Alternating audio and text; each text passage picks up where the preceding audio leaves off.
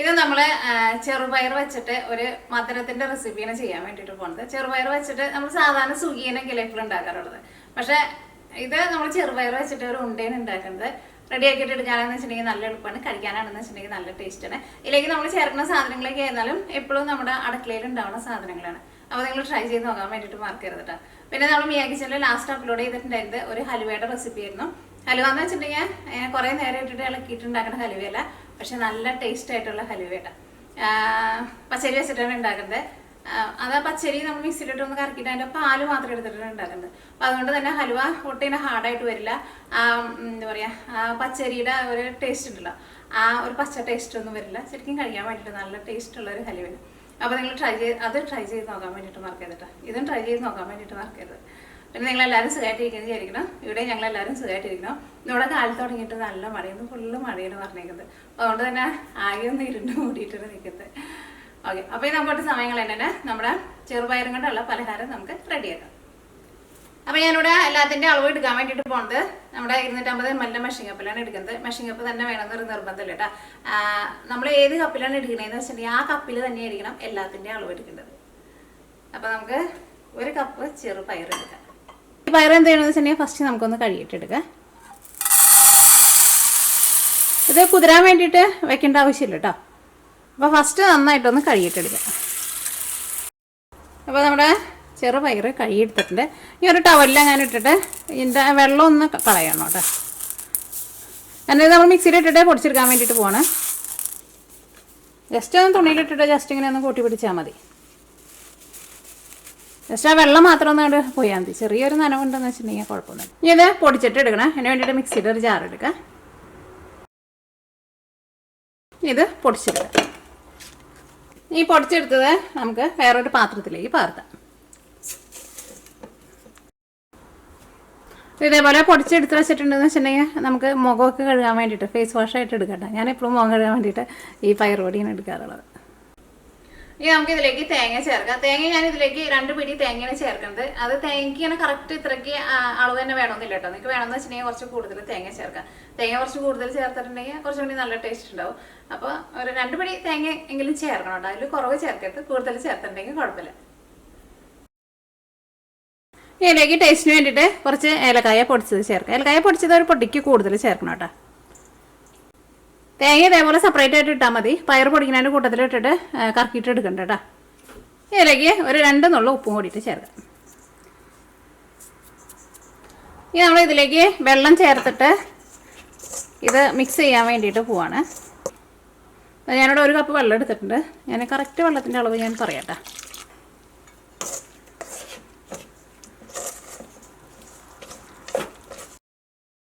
ഇനി മിക്സിങ് നമുക്ക് ഒരു 5 മിനിറ്റ് ഒന്ന് റെസ്റ്റ് ചെയ്യാൻ വേണ്ടിയിട്ട് വയ്ക്കാം. 5 മിനിറ്റ് കഴിഞ്ഞ് കഴിയുമ്പോൾ ഇത് ഒന്നും കൂടിയും ചിലപ്പോൾ തിക്കായിട്ട് വരും. അങ്ങനെ തിക്കായിട്ട് വരണുണ്ടെന്ന് വെച്ചിട്ടുണ്ടെങ്കിൽ അതനുസരിച്ചിട്ട് നമുക്ക് കുറച്ചും കൂടി വെള്ളം ചേർത്ത് കൊടുക്കേണ്ടി വരും. അപ്പോൾ ഒന്ന് റെസ്റ്റ് ചെയ്യാൻ വേണ്ടിയിട്ട് വെക്കണം. കാരണം ഒന്ന് ഇരുന്നിട്ട് ചെറുതായിട്ട് ഒന്ന് കുതിരാൻ വേണം. പിന്നെ നമ്മൾ ആവിയിലാണല്ലോ വേവിക്കാൻ വേണ്ടിയിട്ട് പോകുന്നത്. അപ്പോൾ കുറച്ചിങ്ങനെ വെള്ളം പോലെ ഇരിക്കണം. അപ്പോഴായിരിക്കും അത് ആവിയിൽ വയ്ക്കുമ്പോൾ നമുക്ക് ശരിക്കും വെന്ത് കിട്ടുള്ളൂ. അല്ലെങ്കിൽ പയറെ കട്ടിയായിട്ട് ഇരുന്നിട്ടുണ്ടെന്ന് വെച്ചിട്ടുണ്ടെങ്കിൽ അതിൻ്റെ ഉൾഭാഗം ഒന്നും നമുക്ക് ശരിക്കാണ്ട് വെന്ത് കിട്ടില്ല. അപ്പോൾ നമുക്കൊരു 5 മിനിറ്റ് റെസ്റ്റ് ചെയ്യാൻ വേണ്ടിയിട്ട് വെക്കാം. അപ്പോൾ നമ്മളൊരു 5 മിനിറ്റ് റെസ്റ്റ് ചെയ്യാൻ വേണ്ടിയിട്ട് വെച്ചിട്ടുണ്ടായിരുന്നു. അപ്പോൾ ഇത് ഒന്നും കൂടി ഒന്ന് തിക്കായി വന്നിട്ടുണ്ട്. അപ്പോൾ ഇതിലേക്ക് ഒരു 1/4 കപ്പ് വെള്ളം കൂടിയിട്ട് ചേർക്കാം. 1/4 കപ്പ് മുഴുവൻ വേണ്ട, 1/4 കപ്പിൽ ഒരു ഇച്ചിരി കുറച്ചെന്നെ ചേർത്തേക്കുന്നത്.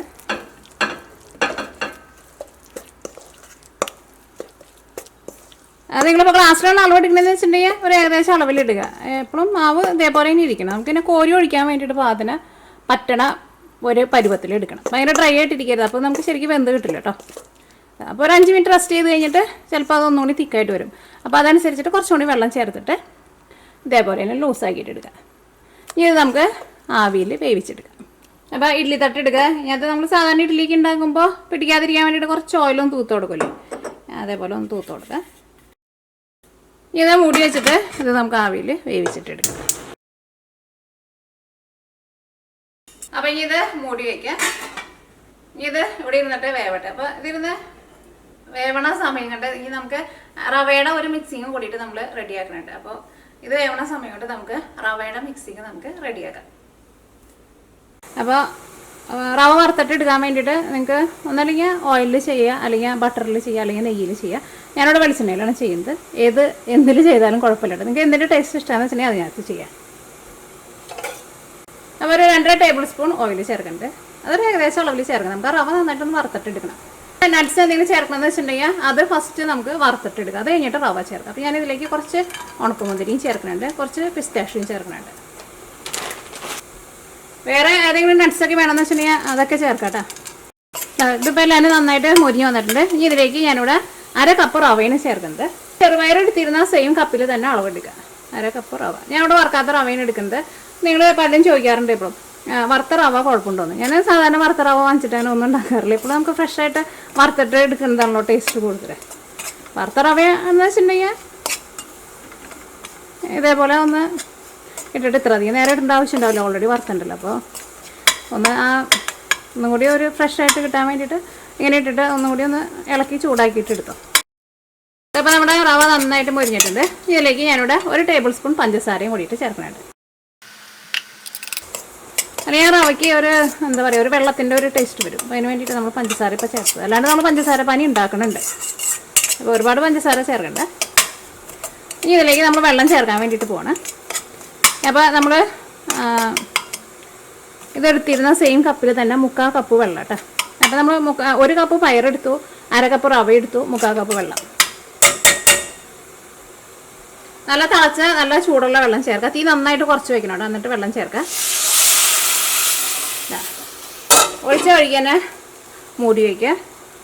തീ കൂട്ടി വയ്ക്കണ്ട. ഒരു 5 മിനിറ്റ് ചെറിയ തീയിൽ അങ്ങനെ ഇരിക്കട്ടെ. അപ്പോൾ നല്ല സോഫ്റ്റായിട്ട് വെന്ത് കിട്ടും.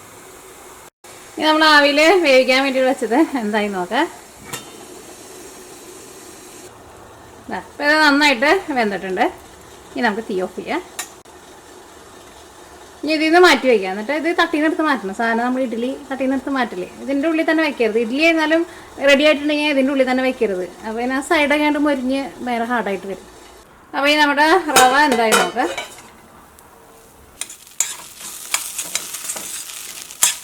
അപ്പോൾ ഞാനിവിടെ ഒരു 7 മിനിറ്റ് ചെറിയ തീയിൽ മൂടി വെച്ചേക്കായിരുന്നു. അപ്പോൾ അടിയിലൊന്നും പിടിക്കാണ്ട് നല്ല സോഫ്റ്റായിട്ട് നമുക്ക് വെന്ത് കിട്ടും. ഇനി നമുക്ക് തീ ഓഫ് ചെയ്യാം. അപ്പോൾ ഈ ആവിയിൽ വേവിച്ചെടുത്തത് നമുക്ക് ഈ ഇഡ്ഡലി തട്ടിയിൽ നിന്ന് എടുത്തിട്ട് മാറ്റാം. ഇനി നമുക്കൊരു സ്പൂണോ അല്ലെങ്കിൽ ഫോർക്ക് എന്തെങ്കിലും വെച്ചിട്ട് ജസ്റ്റ് ഇതേപോലെ ഒന്ന് ചെറിയ പീസാക്കാം. പിന്നെ ഇതൊന്ന് ചൂടാറുണ്ട്. നമുക്കത് മിക്സിയിൽ ഇട്ടിട്ട് ഒന്ന് പൊടിച്ചിട്ട് എടുക്കണം. അപ്പോൾ ഇത് ഇരുന്നിട്ട് ചൂടാറുന്ന നേരം കൊണ്ട് ഇനി നമുക്ക് ഇതിലേക്കുള്ള പഞ്ചസാര പാനി നമുക്ക് റെഡിയാക്കാം.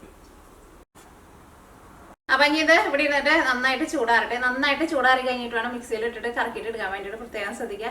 ചൂടോട് കൂടിയിട്ട് നമ്മൾ മിക്സിയിൽ ഇട്ടിട്ട് കറക്കിയിട്ട് എടുത്തിട്ടുണ്ടെന്ന് വെച്ചിട്ടുണ്ടെങ്കിൽ ഇതെല്ലാം കൂടിയിട്ട് അങ്ങോട്ട് ഒരു അപ്പം പോലെയാവും. അപ്പോൾ ഇരുന്നിട്ട് നന്നായിട്ട് ചൂടാറണം. അപ്പോൾ അത് ചൂടാറുന്ന സമയം കൊണ്ട് നമുക്ക് ഇതിലേക്ക് ഒരു പഞ്ചസാര പാനി റെഡിയാക്കണം. അപ്പോൾ ഒന്നല്ലെങ്കിൽ പഞ്ചസാര വെച്ചിട്ട് പഞ്ചസാര പാനി റെഡിയാക്കുക, അല്ലെങ്കിൽ ശർക്കര വെച്ചിട്ട് ശർക്കര പാനി റെഡിയാക്കിയിട്ട് എടുക്കുക. പഞ്ചസാരയിൽ വേണമെന്ന് വെച്ചിട്ടുണ്ടെങ്കിൽ പഞ്ചസാരയിൽ ചെയ്യുക, ശർക്കരയിൽ വേണമെന്ന് വെച്ചിട്ടുണ്ടെങ്കിൽ ശർക്കരയിൽ ചെയ്യുക.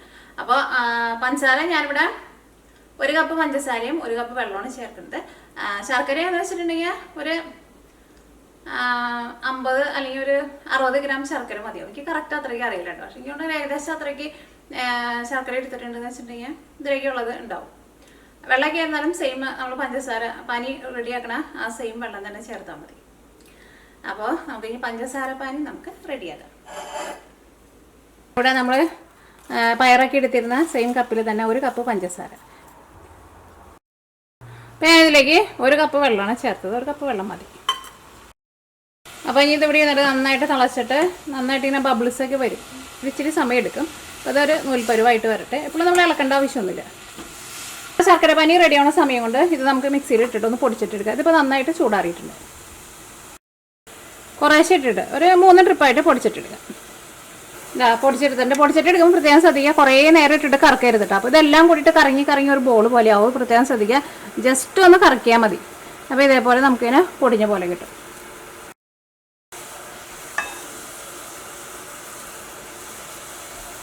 അപ്പോൾ അത് വലിയ കട്ട പോലെ കിടക്കണുണ്ടെന്ന് വെച്ചിട്ടുണ്ടെങ്കിൽ കൈ കൊണ്ട് ജസ്റ്റ് ഒന്ന് ഇതേപോലെ ഒന്ന് പൊടിച്ചിട്ട് ഇട്ടോട്ടെ.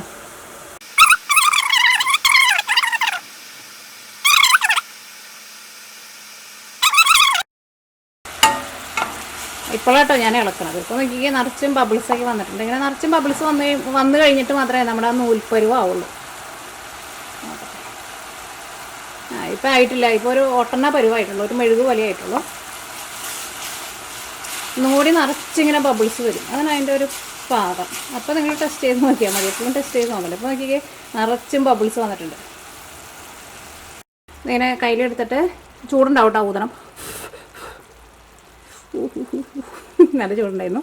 നമ്മൾ കയ്യിൽ വെച്ചിട്ട് അങ്ങനെ ഇങ്ങനെ കാണിക്കുമ്പോൾ അതാ ഇങ്ങനെ നൂല് പോലെ ഇങ്ങനെ വരണ്ട, ഇതേപോലെ ഇങ്ങനെ വരണം. അതിങ്ങനെ ചെറുതായിട്ടൊന്ന് വിട്ടു പോകട്ടെ, കുഴപ്പമില്ല. ഭയങ്കര അങ്ങോട്ട് നൂലാവാൻ വേണ്ടിയിട്ട് അങ്ങനെ നിൽക്കണ്ട. ജസ്റ്റ് നമ്മൾ കയ്യിൽ വെച്ചിട്ട് അങ്ങനെ പിടിക്കുമ്പോൾ ജസ്റ്റ് ഒന്ന് വിട്ടു പോയാലും കുഴപ്പമില്ല. ഈ തീ നന്നായിട്ട് കുറച്ച് വയ്ക്കുക, ലോ ഫ്ലെയിമിൽ വയ്ക്കുക.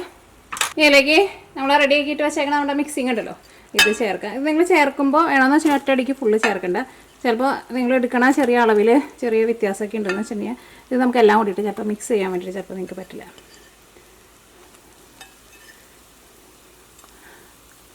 ഞാനിതിൽ നിന്ന് ഒരു ഇച്ചിരി മാറ്റി വെച്ചിട്ടുണ്ട്.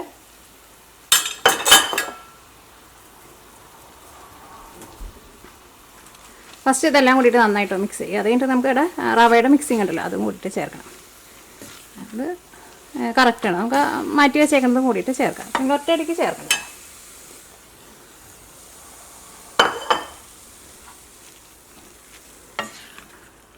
ലോ ഫ്ലെയിമിലായിട്ടാണ് വെച്ചേക്കുന്നത്.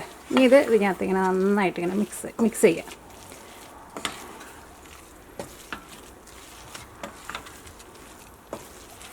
ആ തേങ്ങയ്ക്ക് നമ്മളങ്ങനെ ഫ്രഷായിട്ട് മിക്സിയിലിട്ട് പൊടിക്കാണ്ട് ഇങ്ങനെ ഇട്ടേക്കുന്നത് നല്ലതാണ്. അത് നമുക്കിങ്ങനെ ചെറുതായിട്ട് കടിക്കാനൊക്കെ കിട്ടും.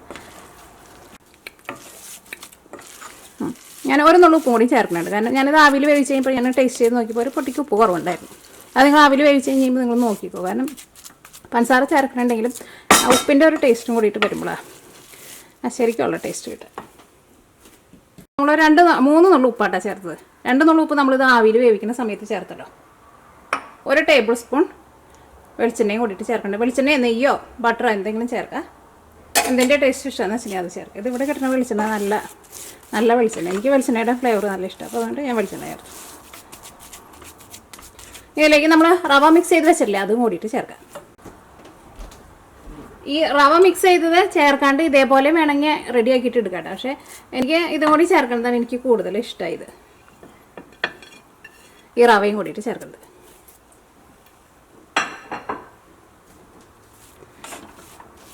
ഈ റവയും ഇതിനകത്ത് നന്നായിട്ട് മിക്സ് ആവണം. അപ്പോൾ ഇത് പെട്ടെന്ന് ചൂടാറാൻ വേണ്ടിയിട്ട് നമുക്കൊരു പരന്ന പാത്രത്തിലേക്ക് പകർത്തി വയ്ക്കാം. അപ്പോൾ ഇത് ഇരുന്നിട്ട് ഒന്ന് ചൂടാറിയുണ്ട്. നമ്മുടെ കൈ കൊണ്ട് കുഴയ്ക്കാനുള്ള ഒരു ചൂടായിട്ടുണ്ട്. ഇത് നന്നായിട്ട് ചൂടാറി കഴിയുമ്പോൾ കൈ കൊണ്ട് ഒന്നുകൂടി നന്നായിട്ടൊന്ന് കുഴച്ചിട്ട് നമുക്ക് ഉരുളിയാക്കിയിട്ട് ഉരുട്ടിയിട്ട് എടുക്കാം. ഒന്നാലും ഉരുളിയാക്കിയിട്ട് ഉരുട്ടിയിട്ട് എടുക്കുക, അല്ലെങ്കിൽ സ്പൂണും കൊണ്ട് കോരി വെച്ചിട്ട് കഴിക്കാം. അപ്പം ഞാൻ ഇതിലേക്ക് കുറച്ച് കളറിലാണ്ട് ഉണ്ടാക്കുന്നുണ്ട്. കുറച്ച് എൻ്റെ അടുത്ത്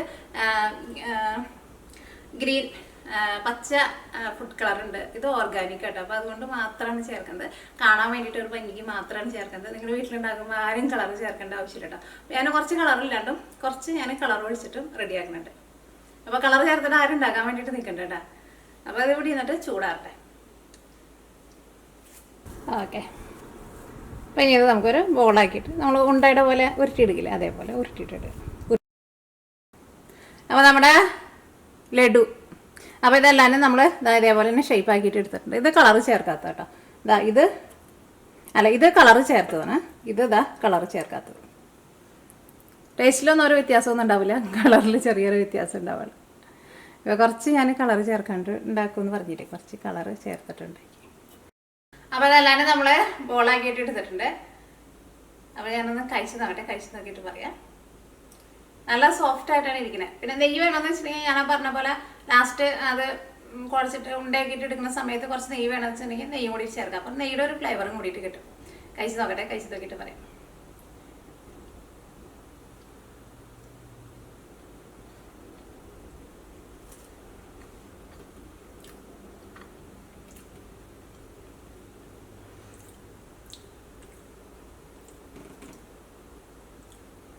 ലഡു എന്ന് പറയാം. ഇതിന് നല്ല സോഫ്റ്റ് ആയിട്ട് ഇരിക്കുന്നുണ്ട്.